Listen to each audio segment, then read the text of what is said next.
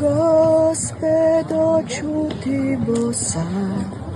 Hvaljen Isus i Marija.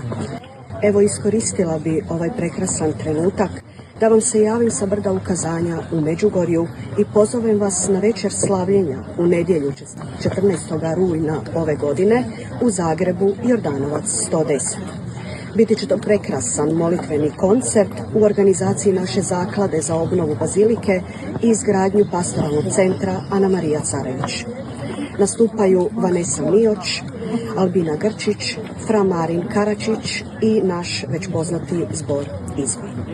Dođite da zajedno slavimo Isusa uz prekrasne zvukove duhovne glazbe i na taj se način prisjetimo i obilježimo 21. rođendan moje Ane Marije koju bi slavila ove godine.